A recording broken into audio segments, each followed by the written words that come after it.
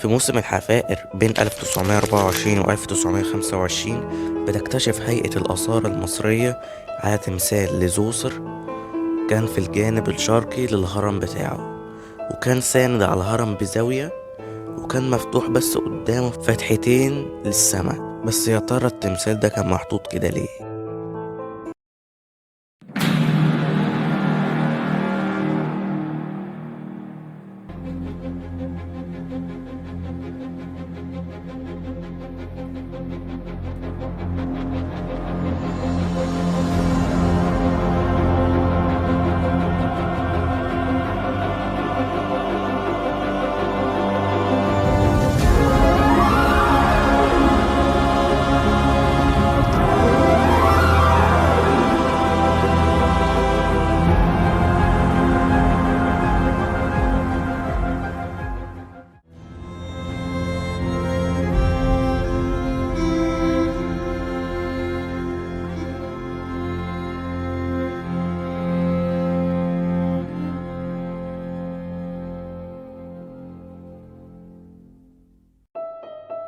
بدأت الأسرة التانية بداية غير مشرفة. حصلت إضرابات ومحاولات من الشمال للاستقلال. جم الشمال قالوا لك مش احنا اللي وحدنا مصر في الأول؟ قال لك يا عم لا، احنا مش عاجبنا الوضع ده، عايزين نرجع تاني كده. فضل الوضع غير مستقر لغاية ما بيتولى الملك خا سخموي، وبينهي كل ده وبيعيد الاستقرار تاني لمصر وبيرضي كل الأطراف. والملك خا سخموي ما بتكونش دي أكتر حاجة مميزة في عصره، لأنه أول ملك عنده تمثال كامل.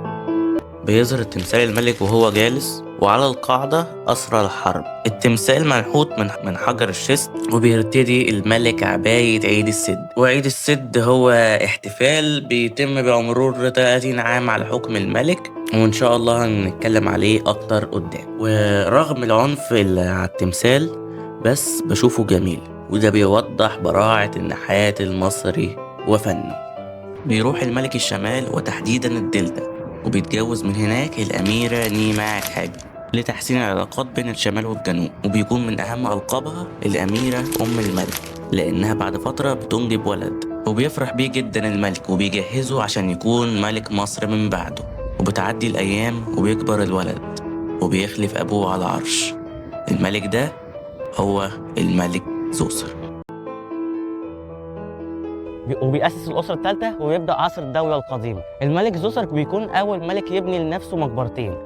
المقبرة الأولى بيستعين في بنائها بإمحوتب مهندسه العبقري، وبيبني ليه مصطبة من طوب اللبن في أبيدوس، بس ما بتعجبش الملك، فبيؤمر الملك إمحوتب لبناء مقبرة تانية في الجبانة المنفية، وفعلا بينفذ كلام الملك، وبيرجع للملك وبيقترح اقتراح تاني ان هو يزود مصطبة اصغر فوقيها، فبيوافق الملك وبتعجبه الفكرة، وفضل يزود يزود يزود لغاية ما وصلنا للشكل ده. الهرم المدرج أول مبنى من الحجر في تاريخ البشرية، وبيوصل الهرم إلى 6 مساطب بارتفاع 62 متر.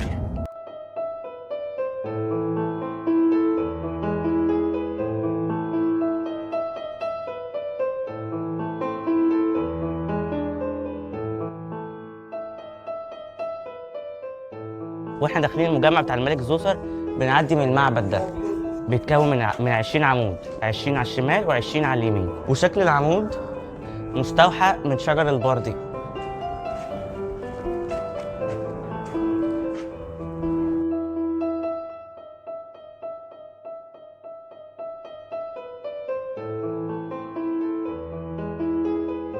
مع ان دي اول مرة المصري القديم بيشتغل فيها بالحجر الجيري، بس بنلاقي مهارة عالية بيوضح مهارة المصري القديم وعبقريته. والأماكن الفاضية دي كان فيها تماثيل، بس للأسف أغلبها اتسرقت.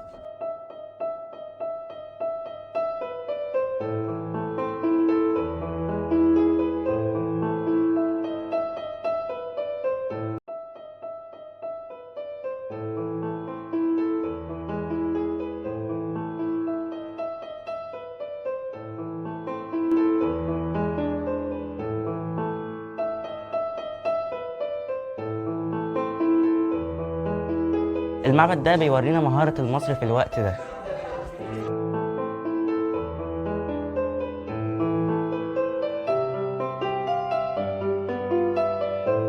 بعد ما بنخلص المعبد بنخش على الفناء الداخلي للهرم.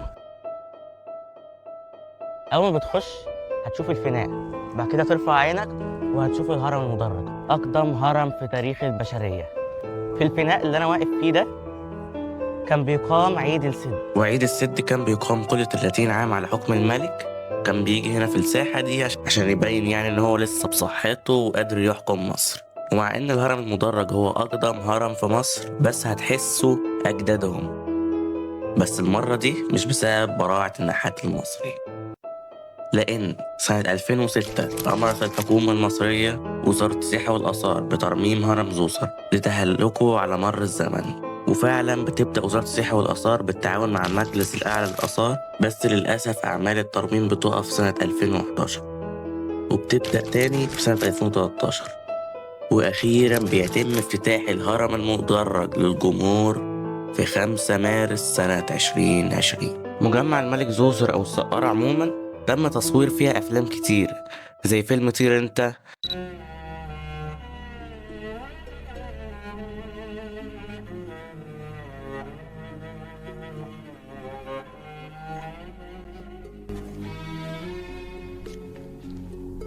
أو مسلسل مبقاش الصفارة. عندي امل غير الصفاره، بحاول ارجع بيها اصلح حياتي اللي باظت. سر الصفارة بيتربط بالثلاث دقايق اللي بتختارهم من عمرك، تفكر فيهم زين وتسفر وترجع. أنا عارف أنا هرجع لأني 3 دقايق بالظبط. يا إخوانا بقى مش ناقصين لخبطة والله العظيم، يعني احترموا اللحظة. ودلوقتي هنحتاج نروح لدكتورنا الجميل دكتور محمد خميس عشان نعرف تفاصيل أكتر عن التطور الهرمي. دفن عند المصريين هو شكل لذيذ عشان نوضح شكل تطور الدفن. من الاول خالص شايفين حوالي 3000 خصمين، ودي كان شكل المصطبه، يا دوبك مصطبه. المصطبه ديت اللي هو بناء شكله مربع او مستطيل فوق الدفن الحقيقي. الدفن دوت بحجره دفن. ده احنا تحت الارض بيبقى فيه حجره، وفي الحجره ديت طالع منها بير دفن، وفوق البير دوت فيه المصطبه شايفينها هنا. تمام.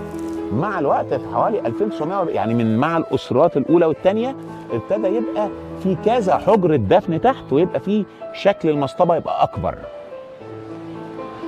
تمام. بعدين ظهر بقى دوت اللي هو زوسر اللي هو الهرم المدرج. شايفين الدفن فين؟ تحت خالص. احنا ما بناخدش بالنا من ده، تحت الارض فعليا بكتير، بمسافه بتتخطى ال 20 متر.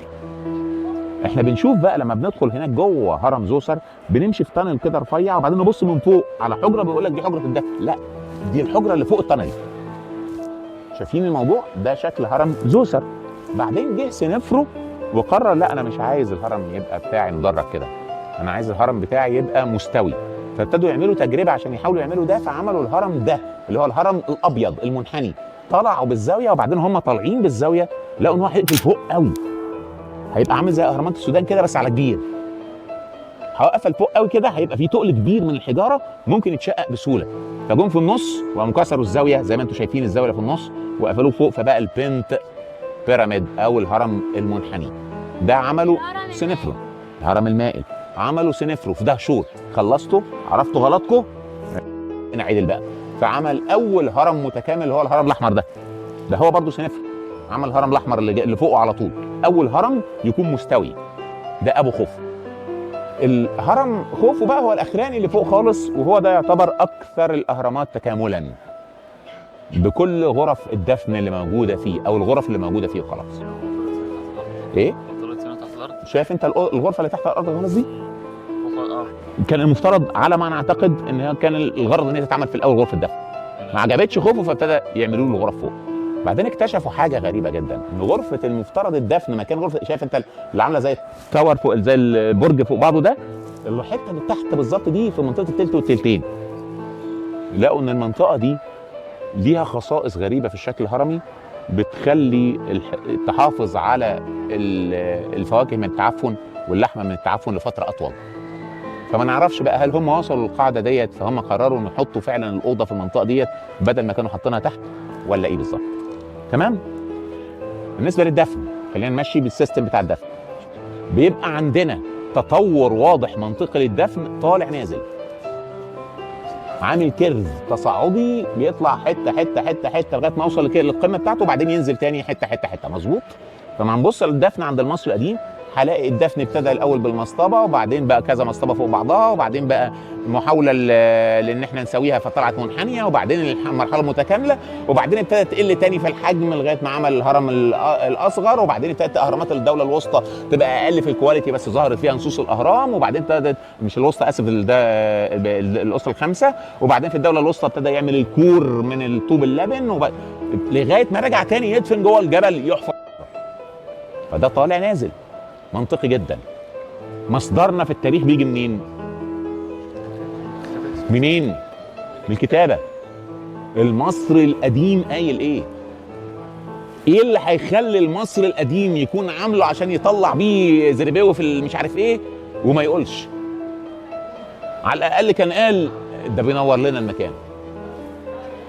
على الاقل يعني هو مخبي ليه؟ وبعدين يعني انا واحد فيهم بالظبط اللي كان بيستخدم كمصادر ثقافه؟ بتاع خوفو ولا بتاع سنفرو ولا بتاع ونس ولا بتاع بيبي التاني؟ مكتوب على هرم ونس نصوص اهرام اول كتابه بقى نصوص الاهرام اللي بيكلموا روح الملك وبيقولوا له انت هتقابل مين وانت رايح عشان تطلع في الاخره. ما قالولوش ليه وانت طالع بقى نور لنا الفانوس. ما لقوش حد مدفون جوه. لقوا عند ميرن رع بس كلمه ما لقوش دي عمرها ما تكون دليل. ليه بقى؟ قبل توت عنخ امون احنا لقينا كام موميا؟ احنا لقينا كام موميا احنا لقينا كام موميا في كل المقابر بتاعت الملوك اللي موجوده في وادي الملوك؟ ما لقيناش. توت عنخ امون بالصدفه وشكل المقبره بتاعته مختلف خالص عن بقيه المقابر الثانيه. المقابر الثانيه بطنل طويل وبتطلع على كذا حجره فرعيه انما هو يا دوبك انت دخلت هنا دخلت على الاوضه خلصت. فلو انا اتكلمت بالمنطق ده يبقى ما اقدرش اقول حتى ان هم اتدفنوا في وادي الملوك لان احنا ما لقيناش جثث هناك. في سرقه كانت كتير بتحصل. إنيني اللي هو المهندس بتاع تحتمس الاول. تحتمس الاول هو اول واحد احنا عارفين ان هو دفن في وادي الملوك. ايه اللي خلاه راح دفن في وادي الملوك؟ إنيني المهندس بيباهي بان هو اللي اشار على الملك ده. ليه؟ لان يا مولاي الاهرامات دي اعلانات للناس كلها ان في هنا جثه ومقتنيات والحراميه بيسرقوا والحلب بيبقى بزراميطه وانا مش عايز ان جثتك في الاخر تفقد فرصتها في الخلود لان حرام انتهكها. فاحنا نستغل الجبل كانه هو هرم وندفن جواه. اسمه ايه؟ إنيني. فبالتالي في نص بيقول ان هم كانوا بيدفنوا في الاهرامات ومش عايزين ندفن في الاهرامات عشان ما نسرقش. قال كده. ما هو قال له كده. بعدين الادب الشعبي المصري القديم بيقول ان هم اللي بنوا الاهرامات. هو اللي بيقول ان خوفو بنى الهرم وبناه عشان يدفن فيه زي برديه خوفو والصحراء مثلا. ده نص شعبي موروث شعبي. خوفو والصحراء؟ برديه واستكار او خوفو والصحراء. اللي انا اقصده في الاخر ايه؟ ان كل الكلام اللي بيكتبه المصري القديم بيتجه في اتجاه ان في دفن هنا. النصوص الاهرام اللي موجوده من اول هرم ونس في هرم ونس وفي هرم بيبي الاول وزوجات بيبي الاول وفي هرم ميرن رع وكلها بتقول ان هي موجوده للدفن. طب هل احنا ما لقيناش ولا موميا في ولا هرم؟ ايه الله ينور عليك. هرم ميرن رع الاول كانت فيه الموميا بتاعت ميرن رع الاول. دي اقدم موميا نعرفها. اقدم موميا ملكيه نعرفها على الاطلاق هي الموميا بتاعت ميرن رع موجوده في متحف امحوتep في سقاره. فلما نلاقي في هرم منهم واحد مدفون ونلاقي في عدد كبير من الاهرامات نصوص بتنصح الملوك دول هيقابلوا ايه في الاخره. ايه اللي يخلينا نقول ان الاهرامات بتعمل مش عارف يمكن بتعمل الاثنين. بيدفنوا الملك في الحته اللي هيجيبوا منها نور عشان ينور كده. فالكلام غير منطقي. خلينا بقى نبص لحته ثانيه. احنا عندنا كهرباء. المصريين القدماء عندهم كهرباء وبينوروا البلد بالطاقه. لكن يجي الفرس يحتلونا ما ياخدوش بالهم ان احنا عندنا كهرباء وبننور بالطاقه ويروحوا عندهم يعيشوا في الضلمه. احنا محتلين البلد دي فيها كهرباء ونور اهي وبتطلع بس احنا هنعيش في الضلمه برضه. يجوا اليونان يحتلونا برضه احنا برضه هنعيش في الضلمه برضه. ايه المنطق ده؟ ايه المنطق اللي يقول ان حتى الحضارات اللي احنا كنا طول الوقت على احتكاك قوي بيها احتكاك تجاري واحتكاك سياسي واحتكاك مصاهره واحتكاك زي الحضارات العراقيه والحضارات الشاميه والحضارات حضاره كريت اليونان ديت كلها موجوده وبتحتك بينا وما فيش واحد فيهم يقول المصريين بينوروا بالكهرباء واحنا لا رجاله.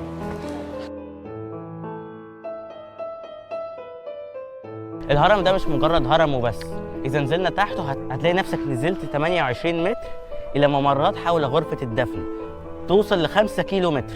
وفي بعض الجدران بنلاقي المصري القديم بيقلد شكل الحصير ببلاطات بالفيونس. في عهد زوسر كان اول واحد يعمل حاجات كتير زي مثلا اقدم سقف حجري، اقدم كورنيش حجري.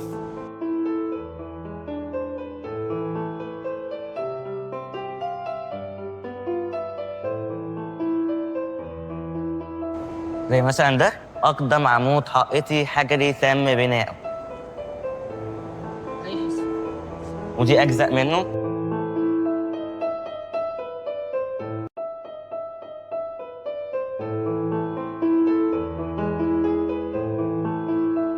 وده اقدم افريز حجري، اقدم افريز حجري.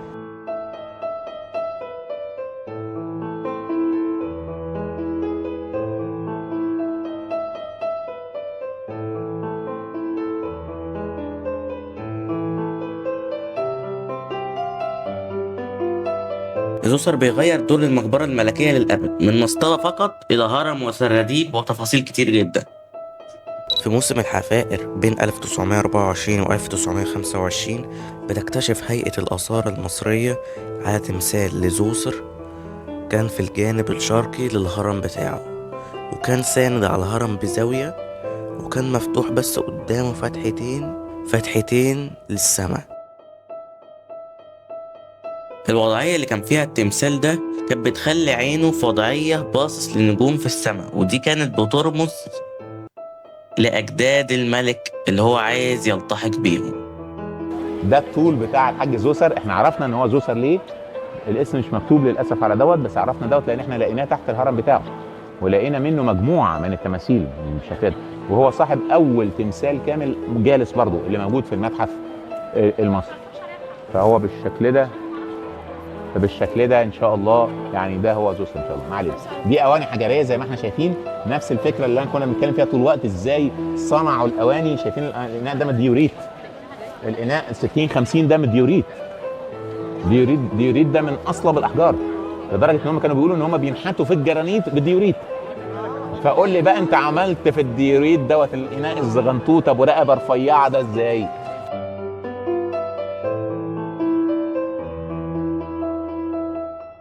الملك زوسر بيسيب لنا الغاز كتير، بس هنحتاج نروح لآسر شادي عشان نعرف سؤاله عن ألغاز الهرم المدرج. طالما مفيش الكترونيات ساعتها ازاي بنوا الاهرامات دي؟ سؤال حلو يا آسر. ازاي يبني بعمق 28 متر تحت الارض ومفيش اناره متوفره تقدر ممكن يعني لو جاب مشاعل نار ممكن تخنقه؟ الملك زوسر هيعمل بصمة في تاريخ مصر القديمة مش هننساها له أبدا، والملوك من بعده هيدفنوا هنا اهو في سقارة بدل من أبيدوس. وقصة سقارة لسه ما انتهتش، انتظروا الحلقات الجديدة في أماكن وقصص جديدة لأننا لسه في البداية.